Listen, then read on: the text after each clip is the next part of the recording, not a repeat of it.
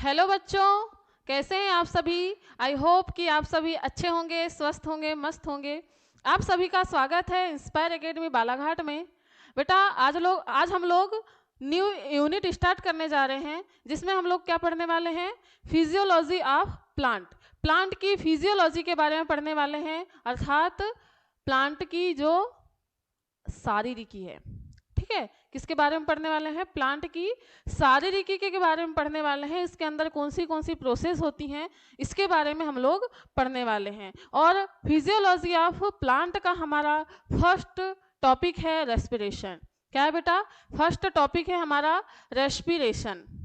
Clear है, तो चलिए हम लोग स्टार्ट करते हैं क्या, फिजियोलॉजी ऑफ फ्लावरिंग प्लांट में रेस्पिरेशन। इससे पहले कि हम लोग रेस्पिरेशन पढ़ें, हम लोग देख लेते हैं कि फिजियोलॉजी ऑफ फ्लावरिंग प्लांट में हम लोग क्या क्या चीजें पढ़ने वाले हैं। ठीक है, फिजियोलॉजी ऑफ फ्लावरिंग प्लांट में हम लोग क्या क्या चीजें पढ़ने वाले हैं, इसको हम लोग देख लेते हैं। बेटा हम लोगों ने सिलेबस डिस्कस किया था, उस समय मैंने आपको बताया था कि फिजियोलॉजी ऑफ फ्लावरिंग प्लांट में हम लोग क्या क्या चीजें पढ़ने वाले हैं। ठीक है, तो चलिए हम लोग देखते हैं इसमें हम लोग क्या क्या चीजें पढ़ने वाले हैं। ठीक है, तो चलिए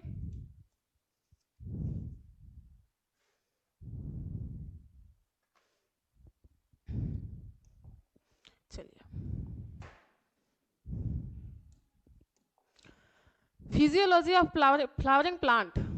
क्या, physiology of flowering plant.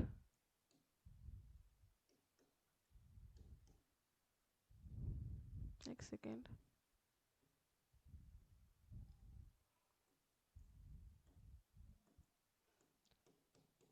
Physiology of plants.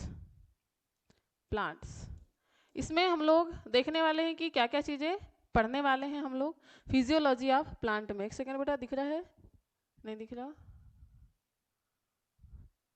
Physiology of plant, इसके बारे में हम लोग पढ़ने वाले हैं। फिजियोलॉजी ऑफ प्लांट में शारीरिकी हम लोग पढ़ने वाले हैं, किसकी, प्लांट्स की शारीरिकी पढ़ने वाले हैं बेटा।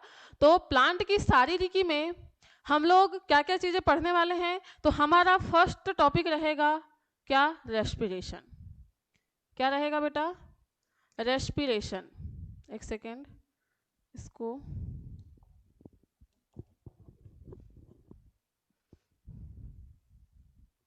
एक सेकेंड, हमारा पहला टॉपिक रहेगा क्या, रेस्पिरेशन।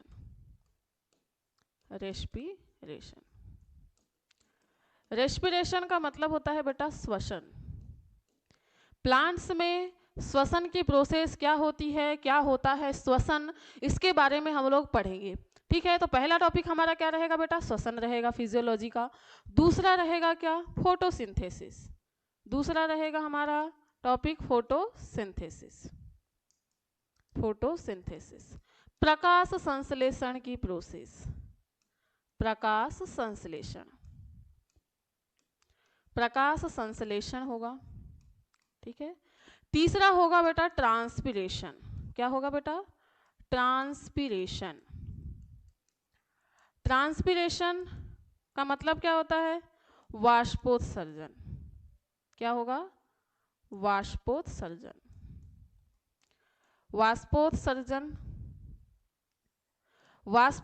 के बाद हमारा चौथा टॉपिक रहेगा प्लांट ग्रोथ एंड डेवलपमेंट। इन चार टॉपिक के बारे में हम लोग पढ़ने वाले हैं। प्लांट ग्रोथ और डेवलपमेंट का मतलब होता है पादपों की वृद्धि एवं विकास। पादपों की वृद्धि एवं विकास।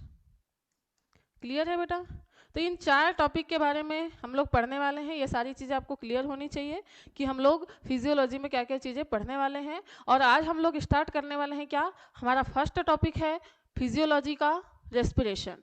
प्लांट्स में रेस्पिरेशन कैसे होता है बेटा, प्लांट्स हो चाहे एनिमल हो, रेस्पिरेशन की प्रोसेस तो क्या होती है, लगभग सेम होती है। ठीक ठीक है। रेस्पिरेशन की प्रोसेस तो क्या होती है, लगभग सेम होती है। तो हम लोग देखने वाले हैं क्या, स्टार्ट क्या करने वाले हैं, रेस्पिरेशन। क्या स्टार्ट करने वाले हैं हम लोग, रेस्पिरेशन। इसके बाद हम लोग देखेंगे photosynthesis, transpiration and plant growth एवं डेवलपमेंट। क्लियर है। चलिए तो स्टार्ट करते हैं हम लोग क्या, रेस्पिरेशन। क्या स्टार्ट करने वाले हैं बेटा हम लोग, रेस्पिरेशन। रेस्पिरेशन।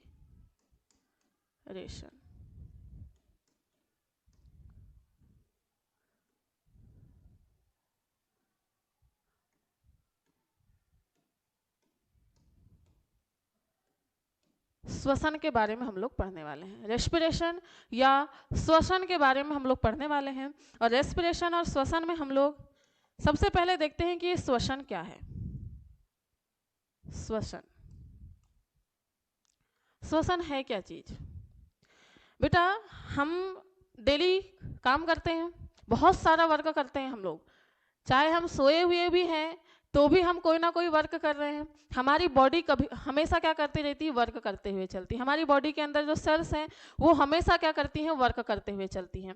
अब अगर कोई वर्क हो रहा है तो उसके लिए क्या चाहिए, हमको एनर्जी चाहिए। अगर वर्क हो रहा है तो हमको चाहिए एनर्जी। और वो एनर्जी कहाँ से मिलेगी, एनर्जी हमको कैसे मिलेगी। हम लोग को भूख लगती है, खाना खाते हैं हम लोग, खाना खाने के बाद में हमको मिलती है उससे क्या, हम उससे क्या मिलती है, हमको पोषक तत्व मिलते हैं। क्या मिलते हैं बेटा, पोषक तत्व मिलते हैं। और वही पोषक तत्व क्या करते हैं, हमको एनर्जी देते हैं। क्लियर है। लेकिन कैसे देते हैं, श्वसन की प्रोसेस से। किससे देते हैं, श्वसन की प्रोसेस से ही हमको क्या मिलती है, ऊर्जा मिलती है, एनर्जी मिलती है। क्लियर है। और अगर हम बात करें श्वसन क्या है, क्या है तो श्वसन है, श्वसन उत्पाद, श्वसन उत्पाद का टूटकर ऊर्जा में रूपांतरण, ऊर्जा में रूपांतरण। श्वसन उत्पाद जो रेस्पिरेटरी सब्सटेंस होते हैं बेटा, क्या होते हैं, रेस्पिरेटरी सब्सटेंस। रेस्पिरेटरी जो सब्सटेंस होते हैं, इन रेस्पिरेटरी सब्सटेंस का ब्रेकडाउन होकर, क्योंकि ये रेस्पिरेटरी सब्सटेंस कैसे होते हैं बेटा, कॉम्प्लेक्स होते हैं। ये कैसे हैं, कॉम्प्लेक्स मटेरियल है।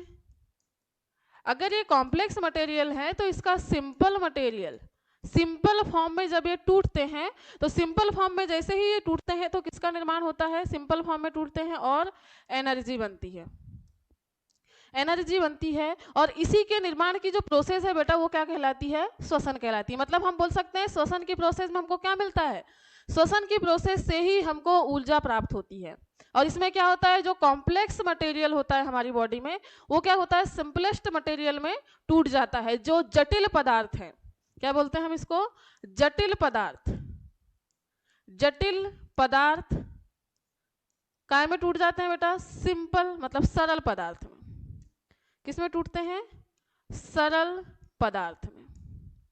सरल पदार्थ में टूट जाते हैं, प्लस क्या देते हैं, ऊर्जा उत्पन्न करते हैं। क्या करते हैं बेटा, प्लस ऊर्जा उत्पन्न करते हैं, तो उसको बोला जाता है क्या, श्वसन।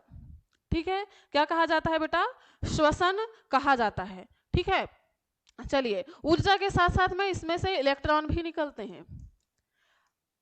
हाँ, इसमें आपको एक चीज याद रखना है, हम लोग इसमें केमिस्ट्री भी, जो आपका रेस्पिरेशन है बेटा उसमें आपकी केमिस्ट्री भी इन्वॉल्व रहती है। केमिस्ट्री में होते हैं इलेक्ट्रॉन होते हैं, प्रोटॉन होते हैं, न्यूट्रॉन होते हैं। इलेक्ट्रॉन का ट्रांसफर होता है पॉजिटिव की तरफ, पॉजिटिव चार्ज नेगेटिव की तरफ। हमेशा अपोजिट चार्ज एक दूसरे को क्या करते हैं, क्या करते हैं, अट्रैक्ट करते हैं। अपोजिट चार्ज क्या करते हैं, एक दूसरे को अट्रैक्ट करते हैं। क्लियर है। तो यहां पर भी आपको इलेक्ट्रॉन्स के बारे में देखने को मिलेगा। मतलब क्या हो रहा है, इलेक्ट्रॉन्स निकल रहे हैं श्वसन की प्रोसेस में। क्लियर है। तो श्वसन क्या है आपको समझ में आया, श्वसन क्या है, श्वसन उत्पाद का टूटकर ऊर्जा में रूपांतरण क्या कहलाता है, श्वसन कहलाता है। अब श्वसन उत्पाद कौन से हैं, रेस्पिरेटरी सब्सटेंस कौन से हैं, रेस्पिरेटरी सब्सटेंस, रेस्पिरेटरी सब्सटेंस।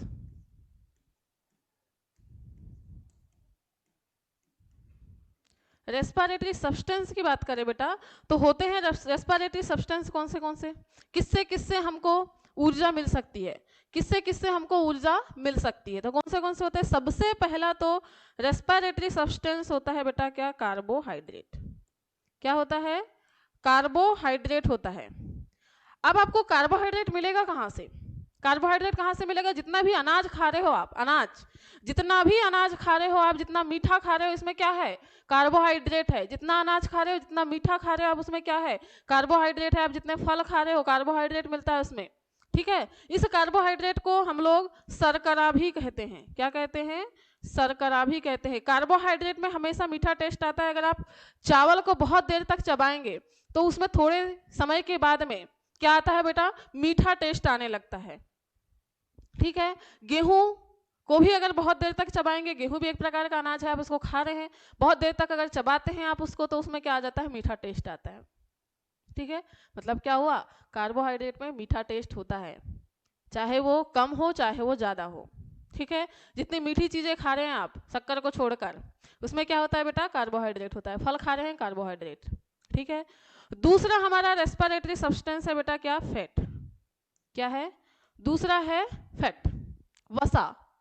तेल वाली जितनी भी चीज़ें खा रहे हैं हम, घी खा रहे हैं, इसमें फैट है, ठीक है। ऑयल खा रहे हैं, इसमें भी फैट है। तो जिस फैटी चीज़ें जितने भी खा रहे हैं हम लोग, ये भी क्या करता है बेटा, स्टोरेज, क्या है, स्टोरेज फूड मटेरियल है फैट। फैट क्या कर रहा है, हमारी बॉडी को जब कार्बोहाइड्रेट ना हो, प्रोटीन ना हो, तो क्या करता है, ऊर्जा देने का काम करता है। तो सेकेंडरी पार्ट क्या होता है, फैट। थर्ड होता है बेटा प्रोटीन। क्या होता है, प्रोटीन। थर्ड होता है प्रोटीन। वैसे फर्स्ट रेस्पिरेटरी सब्सटेंस हो गया कार्बोहाइड्रेट। जब कार्बोहाइड्रेट की हमारी बॉडी में कमी हो जाएगी, जब हमारी बॉडी में कार्बोहाइड्रेट हो जाएगा कम, तो हमारी बॉडी के अंदर की सेल्स क्या करेंगी, प्रोटीन का यूज करना स्टार्ट कर देंगे। तो सेकेंडरी हमारा रेस्पिरेटरी सब्सटेंस हो गया क्या, प्रोटीन। और जब ये भी नहीं रहेगा तब थर्ड नंबर लगेगा किसका, फैट का, ठीक है। थर्ड नंबर लगेगा फैट का। रेस्पिरेटरी सब्सटेंस हमारा थर्ड क्या हो जाएगा बेटा, फैट। क्लियर है, क्लियर है। तो आई होप कि आपको रेस्पिरेशन और रेस्पिरेटरी सब्सटेंस जो है ये चीज़ें क्लियर होंगी। बिना रेस्पिरेशन के आप ऊर्जा प्राप्ति नहीं कर सकते। और सारे की सारी रेस्पिरेशन की जो प्रोसेस है वो होती है कहाँ पर, कहाँ होती है, सेल्स के अंदर होती है, ठीक है बेटा। और एक चीज याद रखना है, रेस्पिरेशन का मतलब श्वास लेना नहीं होता है। कंफ्यूजन होता है बच्चों को कि रेस्पिरेशन या श्वसन का मतलब होगा श्वास लेना, लेकिन रेस्पिरेशन का मतलब श्वास लेना नहीं होता है। रेस्पिरेशन का मतलब होता है जो भी हमारे अंदर एनर्जी मटेरियल हैं, कौन से energy material, protein, carbohydrate and fat, इनका टूटकर एनर्जी के फॉर्म में कन्वर्ट होना क्या कहलाता है, रेस्पिरेशन या श्वसन कहलाता है। क्लियर है। चलिए अब हम आगे बढ़ते हैं, देखते हैं हम लोग नेक्स्ट क्या देख रहे हैं हम लोग। नेक्स्ट हम देखते हैं बेटा जो श्वसन है, श्वसन के प्रकार क्या देखने वाले हम लोग, श्वसन के प्रकार, कितने प्रकार का होता है श्वसन, ठीक है। टाइप्स ऑफ रेस्पिरेशन देखने वाले हैं हम लोग, types of respiration, types of respiration हम लोग देखने वाले हैं, ठीक है। टाइप्स ऑफ रेस्पिरेशन, अगर हम रेस्पिरेशन के टाइप्स की बात करें बेटा तो रेस्पिरेशन सभी जीवों की बात कर रहे हैं हम लोग। सभी जीवों में रेस्पिरेशन होता है दो प्रकार का। कितने प्रकार का रेस्पिरेशन हम लोगों को देखने को मिलता है, दो प्रकार का रेस्पिरेशन देखने को मिलेगा। फर्स्ट होता है एरोबिक रेस्पिरेशन, फर्स्ट होगा क्या, एरोबिक रेस्पिरेशन, एरोबिक रेस्पिरेशन होगा। और सेकंड होगा बेटा anaerobic respiration, anaerobic respiration, anaerobic respiration. Clear है। कितने प्रकार का रेस्पिरेशन पढ़ने वाले हैं हम लोग, दो प्रकार के रेस्पिरेशन के बारे में पढ़ने वाले हैं। पहला होता है हमारा एरोबिक रेस्पिरेशन, सेकंड होता है हमारा एनारोबिक रेस्पिरेशन। दोनों के दोनों रेस्पिरेशन आपको किसमें देखने को मिलेंगे? सभी ऑर्गेनिज्म में देखने को मिलेंगे। कुछ में एरोबिक होगा, कुछ में एनारोबिक होगा, और कुछ ऐसे जीव है जिसमें एरोबिक एंड एनारोबिक दोनों प्रकार का रेस्पिरेशन हो सकता है। अब देखते हैं कि है क्या चीज ये, क्या है एनारोबिक रेस्पिरेशन और क्या है एरोबिक रेस्पिरेशन। अगर हम बात करें बेटा किसकी? एरोबिक रेस्पिरेशन की। हम बात कर रहे हैं किसकी? एरोबिक रेस्पिरेशन की। तो एरोबिक रेस्पिरेशन होता है किसकी प्रेजेंट में? ऑक्सीजन की प्रेजेंट में होता है। किसकी प्रेजेंट में होता है बेटा? ऑक्सीजन की प्रेजेंट में होता है क्या? Aerobic respiration. एंड अगर एनारोबिक रेस्पिरेशन की बात करें तो ये होता है बेटा ऑक्सीजन की एब्सेंट में। अगर ऑक्सीजन नहीं है, ऑक्सीजन की अनुपस्थिति है, तो क्या होगा? एनारोबिक रेस्पिरेशन होगा। ठीक है, हम श्वास लेते हैं तो हम बोलते हैं कि हम ऑक्सीजन ले रहे हैं। ठीक है, जब हम श्वास लेते हैं तो एटमॉस्फेयर की जो ऑक्सीजन होती है वो हमारी बॉडी के अंदर इंटर करती है, और बॉडी के अंदर कहाँ जाती है बेटा? लंग्स के अंदर जाती है। हम हमारी बॉडी की बात कर रहे हैं। एनिमल्स में लंग्स के अंदर क्या होती है? ऑक्सीजन जाती है, और लंग्स से ही क्या होता है? वो ऑक्सीजन ब्लड के माध्यम से कहाँ तक जाती है? सेल्स तक जाती है। और रेस्पिरेशन की प्रोसेस भी कहाँ हो रही है बेटा? सेल्स के अंदर ही हो रही है। तो जो ऑक्सीजन है वो कहाँ जा रही है? सेल्स के अंदर जा रही है। कहाँ जा रही है? सेल्स के अंदर जा रही है, और वहां जाके क्या कर रही है? ग्लूकोज, कार्बोहाइड्रेट है एक प्रकार का, जिससे हमको क्या लेना है? ऊर्जा लेना है। ग्लूकोज को क्या करती है? ब्रेक डाउन करने का काम करती है। एक ऑक्सीडाइजिंग मटेरियल के रूप में, सॉरी, एक रिड्यूसिंग मटेरियल के रूप में काम करती है। कौन? ऑक्सीजन। किसके रूप में? एक रिड्यूसिंग एजेंट के रूप में काम करती है। ठीक है, रिडक्शन करने का काम करती है। किसका रिडक्शन करेगी ये? किसका रिडक्शन करेगी? ऑक्सीजन। ऑक्सीजन रिडक्शन करेगी ग्लूकोज का। ठीक है, तो एनारोबिक रेस्पिरेशन में क्या होगा बेटा? ऑक्सीजन एब्सेंट होगी। एनारोबिक रेस्पिरेशन में क्या होगा? ऑक्सीजन प्रेजेंट होगी।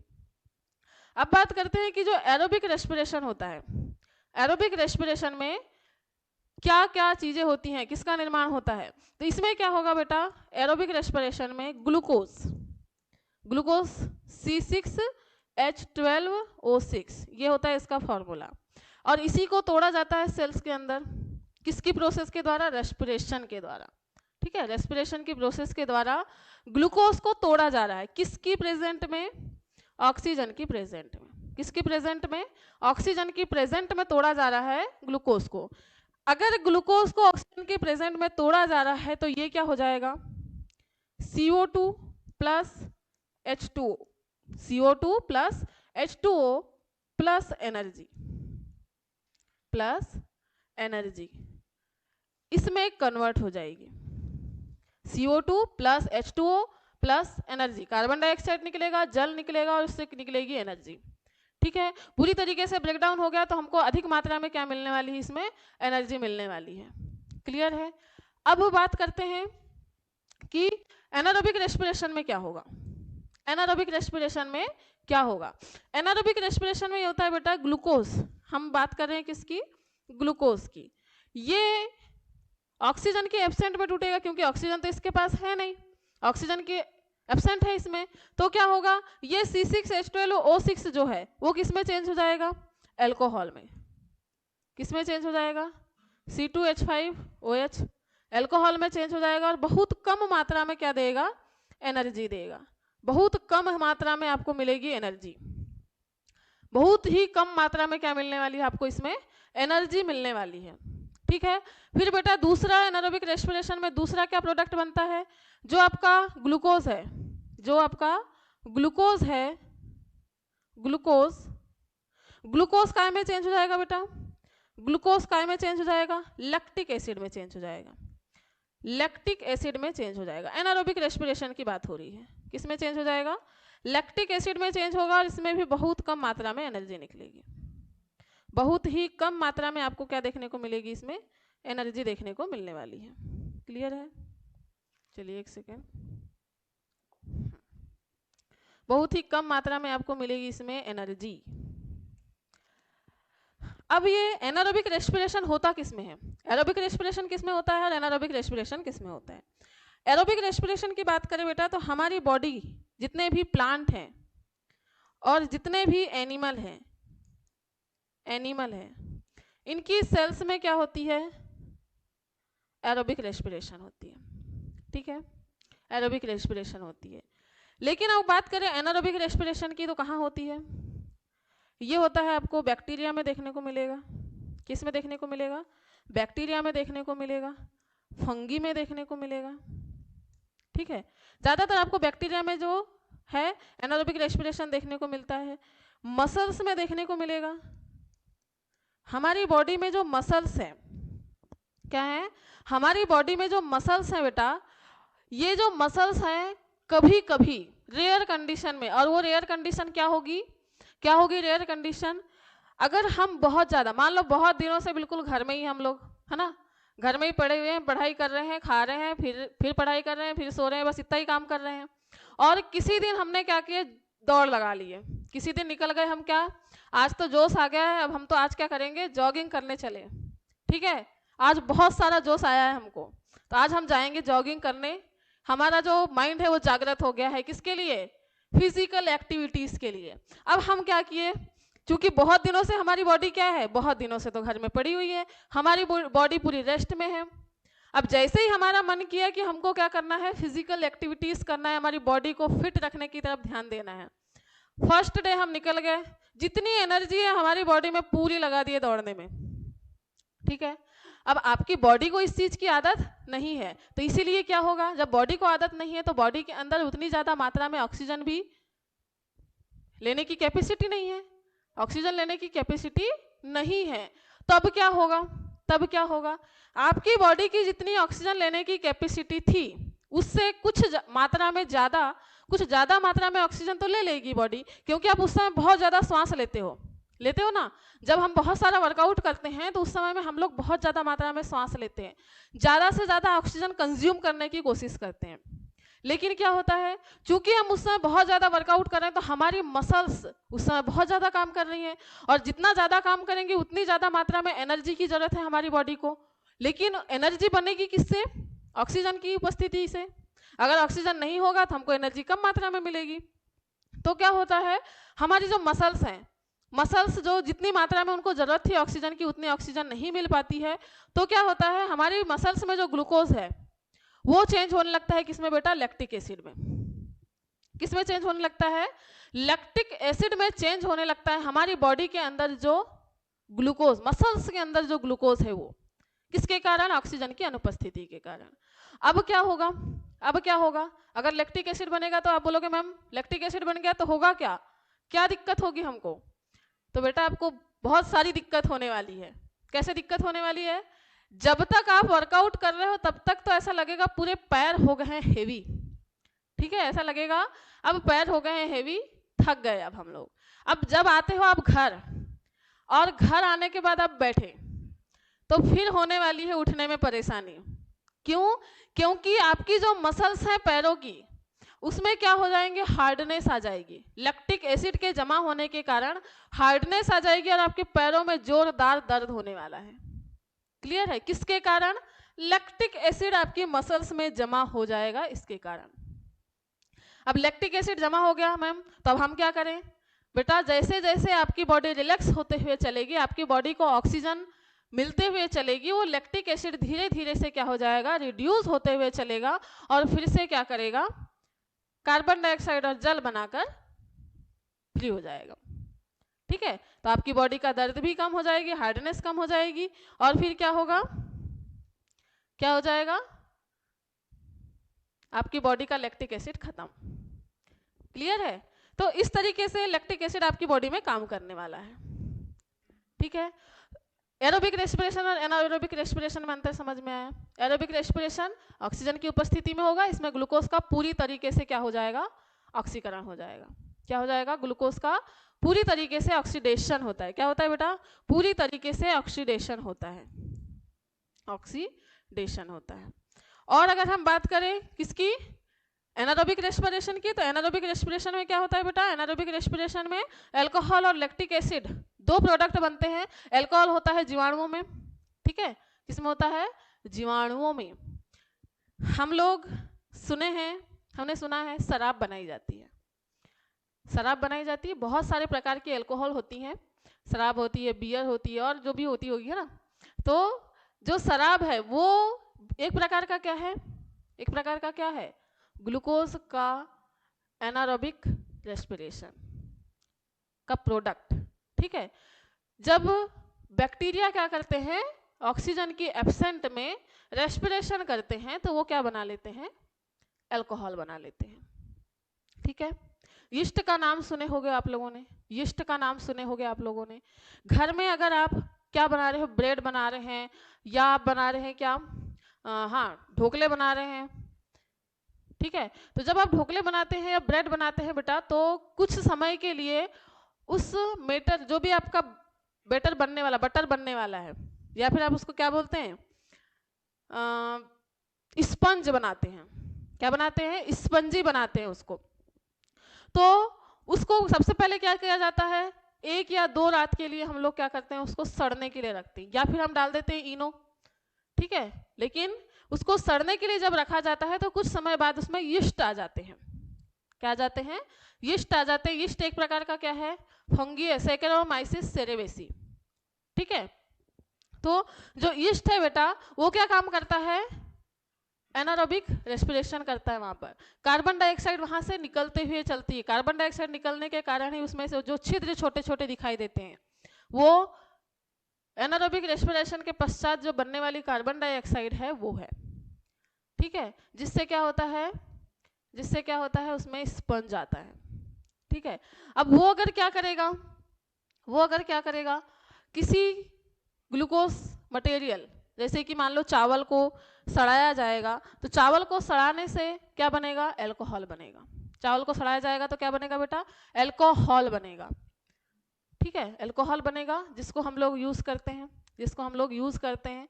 वैसे तो अल्कोहल अच्छी चीज नहीं है, लेकिन कभी कभी बहुत अच्छी होती है।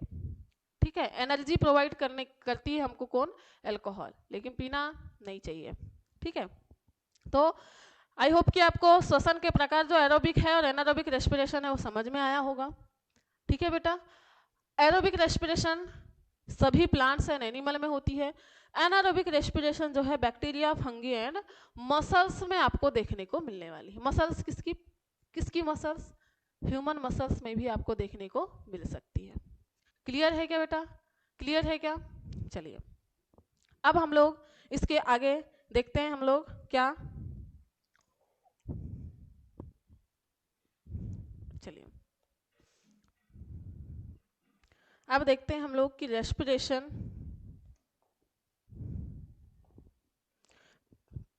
रेस्पिरेशन इन प्लांट क्या देखने वाले हैं, रेस्पिरेशन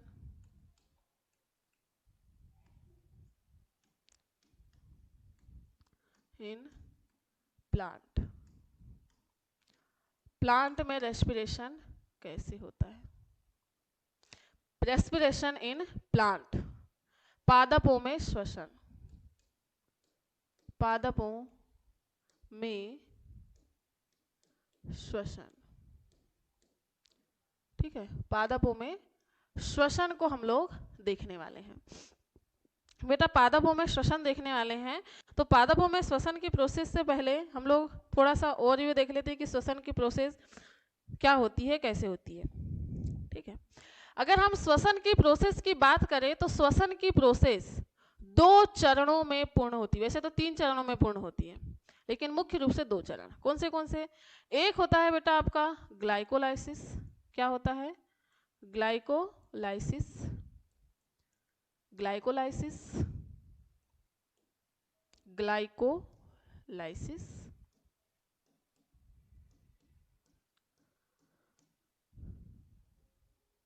और दूसरा होता है बेटा क्रेब्स, क्रेब्स साइकिल। पहला होता है ग्लाइकोलाइसिस और दूसरा होता है क्रेब्स साइकिल, क्रेब्स चक्र। ठीक है बेटा, क्या होता है, पहला होता है ग्लाइकोलाइसिस और दूसरा होता है क्या, क्रेब्स चक्र। ठीक है, तीसरा होता है electron transport system, electron transport system, ETS। ठीक है, इलेक्ट्रॉन परिवहन तंत्र, क्या बोला जाता है इसको? इलेक्ट्रॉन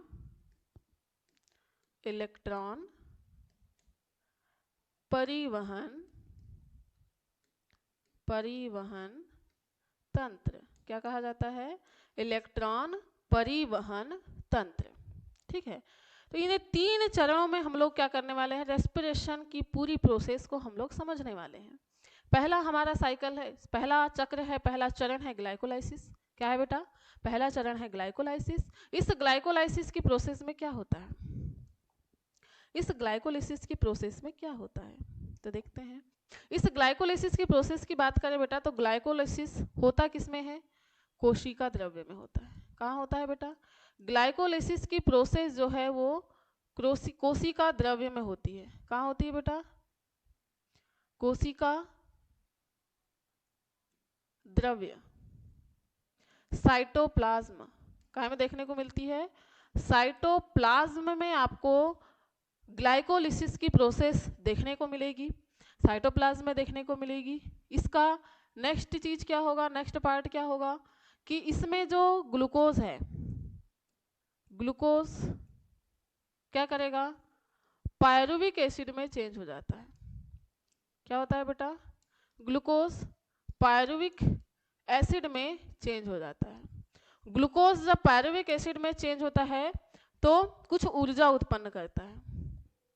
इस बीच में क्या करता है? कुछ ऊर्जा भी उत्पन्न करता है। यहाँ चलो ऊपर लिख देते हैं इसको।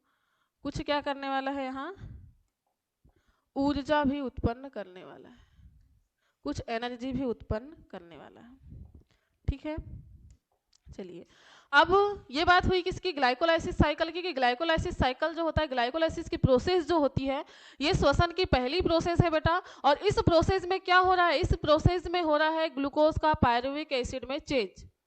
ग्लूकोज का पायरुविक एसिड में चेंज होता है। ये प्रोसेस होती है कहाँ?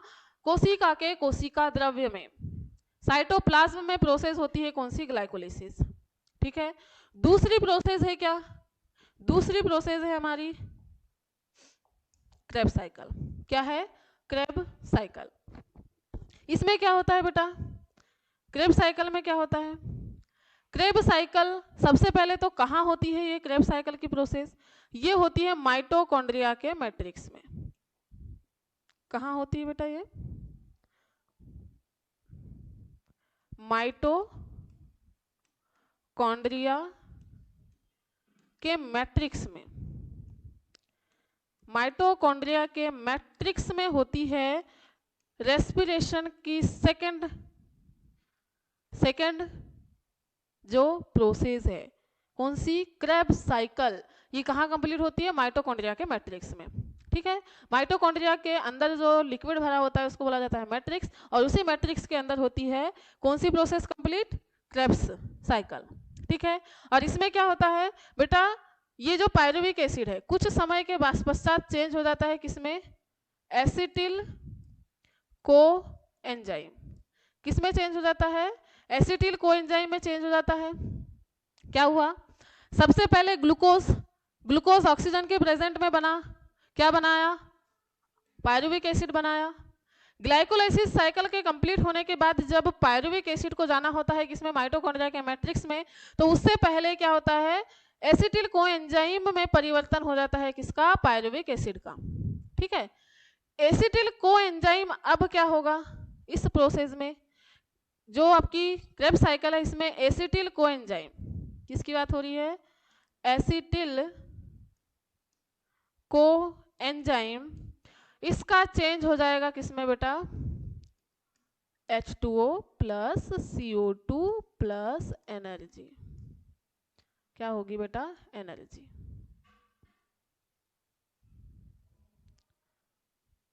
एनर्जी। ठीक है, और ये एनर्जी किस फॉर्म में होगी? NADP, NADH2 किसके इसमें होगी? NADH, ATP और FADH, इस फॉर्म में होगी एनर्जी। ठीक है, और ये चूंकि क्या है? इसके अंदर क्या पाए जा रहे हैं? इलेक्ट्रॉन। क्या है बेटा? इलेक्ट्रॉन है। अब इन इलेक्ट्रॉन को क्या करना है? इलेक्ट्रॉन को क्या करना है, ट्रांसफर करना है। ये जो इलेक्ट्रॉन बन रहे हैं, एनर्जी जब बन रही है बेटा तो इसके साथों साथ क्या बन रहे हैं, इलेक्ट्रॉन बन रहे हैं। हाइड्रोजन आयन में इलेक्ट्रॉन है, ठीक है, क्या है, हाइड्रोजन आयन में इलेक्ट्रॉन है। इन इलेक्ट्रॉन को क्या करना है, ट्रांसफर करना है, क्योंकि हमको क्या करना है बेटा, यहाँ पर जो H2O बन रहा है, यहाँ जो H2O बन रहा है किसके कारण बन रहा है, इसी इलेक्ट्रॉन ट्रांसपोर्ट सिस्टम के कारण बन रहा है H2O। क्योंकि जब ये प्रोसेस होते रहती है तो कार्बन डाइऑक्साइड तो रिलीज होती है। कितनी कार्बन डाइऑक्साइड रिलीज होगी, 6 मॉलिक्यूल लगभग कार्बन डाइऑक्साइड तो रिलीज हो गई, लेकिन वाटर रिलीज नहीं हुआ है, क्योंकि ऑक्सीजन अभी भी किसका वेट कर रहा है, इलेक्ट्रॉन का वेट कर रहा है। तो यहाँ पर क्या होगा, चूंकि ऑक्सीजन यहाँ पर है, ऑक्सीजन है यहाँ पर 1/2 ऑक्सीजन, तो यहाँ पर जो हाइड्रोजन आयन है, ये जो हाइड्रोजन आयन है, इलेक्ट्रॉन इसमें पाए जा रहे हैं, तो ये इलेक्ट्रॉन क्या होंगे, हाइड्रोजन आयन, ये किससे मिलेंगे, ऑक्सीजन से मिलेंगे। किससे मिलेंगे, ऑक्सीजन से मिलेंगे, और ये ऑक्सीजन और हाइड्रोजन मिलने के बाद में क्या बनाएंगे, वाटर बनाएंगे। और ये वाटर बनने की प्रोसेस होगी कहाँ पर, इलेक्ट्रॉन ट्रांसपोर्ट सिस्टम में। किसमें होगी बेटा, इलेक्ट्रॉन ट्रांसपोर्ट सिस्टम में। क्लियर हुआ, क्या हुआ, सबसे पहले हम लोगों ने क्या किए, ग्लूकोज को ग्लाइकोलाइसिस साइकिल के द्वारा किसमें कोशिका द्रव्य के अंदर ग्लूकोज को तोड़े हमने, किसमें, पायरुविक एसिड में। पायरुविक एसिड के आपको 2 मॉलिक्यूल देखने को मिलेंगे ग्लाइकोलाइसिस साइकिल में, ग्लूकोज के एक मॉलिक्यूल के टूटने के बाद। पायरुविक एसिड फिर क्या होगा, कोएंजाइम की प्रेजेंट में एसिटिल कोएंजाइम बनाएगा। एसिटिल कोएंजाइम अब कहाँ एंटर करेगा बेटा, माइटोकॉन्ड्रिया के मैट्रिक्स में। माइटोकॉन्ड्रिया के मैट्रिक्स में गया, माइटोकॉन्ड्रिया के मैट्रिक्स में एसिटिल कोएंजाइम क्या बनाया, कार्बन डाइऑक्साइड गैस बनाया, और ये NADP, ATP और FADH ये क्या बनाया, एनर्जी के रूप में इसको रिलीज किया। अब इस एनर्जी में कुछ इलेक्ट्रॉन भी हैं, क्या है, कुछ इलेक्ट्रॉन भी हैं। अब ये इलेक्ट्रॉन किसके लिए हैं, चूंकि हमारे माइटोकॉन्ड्रिया के अंदर अभी कौन है, ऑक्सीजन है, ऑक्सीजन अभी भी वेट कर रहा है, ठीक है। तो जो ऑक्सीजन वेट कर रहा है इलेक्ट्रॉन का तो ये इलेक्ट्रॉन ऑक्सीजन तक इनको जाना होगा, और ऑक्सीजन तक जाने के लिए मदद करेगा कौन सा सिस्टम, इलेक्ट्रॉन ट्रांसपोर्ट सिस्टम, ठीक है। इलेक्ट्रॉन ट्रांसपोर्ट सिस्टम जो है इन इलेक्ट्रॉन को ऑक्सीजन तक जाने में मदद करेगा। जब ये इलेक्ट्रॉन ऑक्सीजन तक जाएंगे तब बनेगा क्या बेटा, वाटर मॉलिक्यूल। कितने वाटर मॉलिक्यूल बनते हैं, 6 वाटर मॉलिक्यूल बनेंगे। कितने मॉलिक्यूल बनेंगे, 6 वाटर मॉलिक्यूल बनते हैं, 6 वाटर मॉलिक्यूल बनते हैं इलेक्ट्रॉन ट्रांसपोर्ट सिस्टम के बाद में। इस तरीके से क्या होगा, कार्बन डाइऑक्साइड, जल और एनर्जी रिलीज होगी आपकी पूरी रेस्पिरेशन की प्रोसेस के बाद। क्लियर है, क्लियर है, यहाँ तक की चीजें क्लियर हुई बेटा आपको। श्वसन की प्रोसेस कितने चरणों में पूर्ण होती है, तो याद रखना है ग्लाइकोलाइसिस, क्रेब्स साइकिल और इलेक्ट्रॉन ट्रांसपोर्ट सिस्टम। ग्लाइकोलाइसिस की प्रोसेस होती है कहाँ पर, माइटोकॉन्ड्रिया के कोशिका द्रव्य के अंदर। क्रेब्स साइकिल होता है माइटोकॉन्ड्रिया के मैट्रिक्स में, और इलेक्ट्रॉन ट्रांसपोर्ट सिस्टम होता है माइटोकॉन्ड्रिया की इनर मेम्ब्रेन में। कहाँ होता है बेटा, माइटोकॉन्ड्रिया की जो इनर मेम्ब्रेन है, inner mitochondrial membrane, inner mitochondrial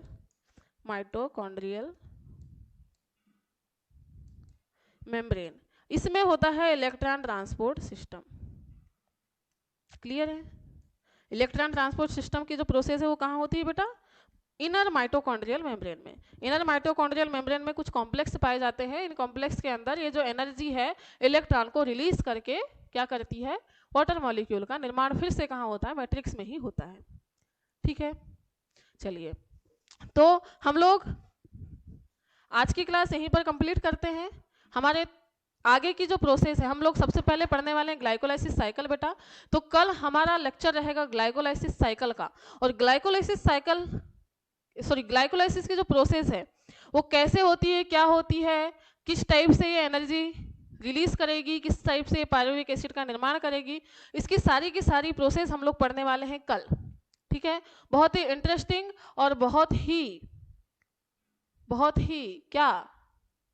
बहुत ही सेंसफुल टॉपिक होने वाला है।